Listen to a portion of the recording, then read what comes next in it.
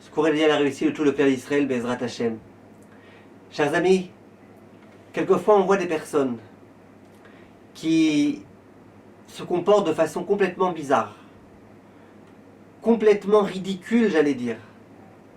Et lorsqu'on essaye de s'adresser à ces personnes et de leur dire « mais regarde la réalité en face, mais regarde ce que tu es en train de faire », cette personne-là, elle a tout un argumentaire, plein de raisons pour expliquer que en fait c'est pour telle et telle raison qu'elle a fait ceci et telle raison, et qu'en fait tout est voulu et qu'il y a de quoi légitimer son comportement.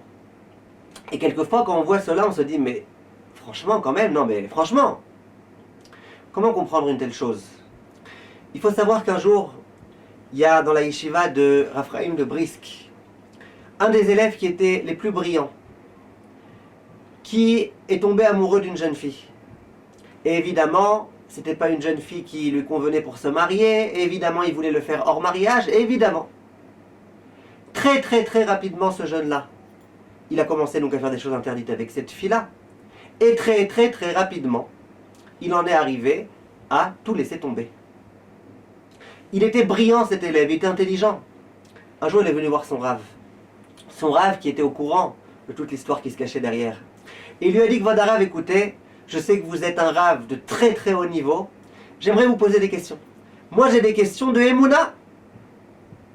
J'ai des questions. Est-ce que vraiment Dieu existe? Est-ce qu'il n'existe pas? Comment ça se fait que? J'ai plein de questions à te poser. Je suis intéressé à te poser les questions et j'aimerais avoir tes réponses.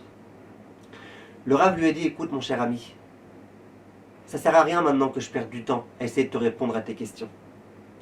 Parce que tes questions, j'ai des réponses à t'apporter. Mais toi, ce que tu cherches, c'est pas la réponse à tes questions. Je sais, mon cher élève, que tu es tombé amoureux d'une fille et que tu as fait des choses complètement interdites avec elle et que tu n'es pas prêt à renoncer à ce désir. Je sais, je suis au courant de tout. Et alors quoi? Et alors, quelle que soit l'explication que je te donne, dans tous les cas, je ne sais pas combien ça te suffira. Par contre, sache une chose. Un jour tu deviendras âgé. Et quand tu deviendras âgé, tu n'auras plus cette passion tellement forte.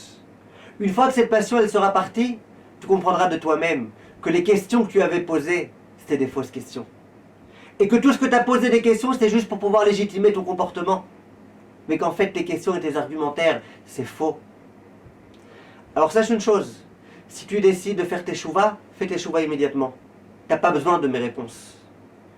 Arrête avec le désir et tu verras, Bezrat Hashem, que toutes tes réponses elles seront résolues. Si c'est pas ce que tu souhaites, eh ben tant pis pour toi. C'est souvent ce qui se passe. Quand on a un désir très fort, une envie très forte, quelque chose de très fort, d'un coup on est obligé de se créer un monde dans lequel moi j'ai raison de faire ce que je veux faire. Et il y a des doutes dans la Torah, il y a des doutes dans les rabbinim, il y a des doutes partout. Ce qu'il faut bien comprendre, c'est que très souvent, ce n'est pas des vrais doutes, ce n'est pas des vrais problèmes, c'est des faux problèmes. Que tu as décidé toi-même de créer pour pouvoir te permettre des choses que tu ne pourrais pas te permettre si la Torah était vraie, que le rabbinim était vrai et que tout ce qu'on te dit être vrai est véritablement vrai. Kol tov, mes chers amis.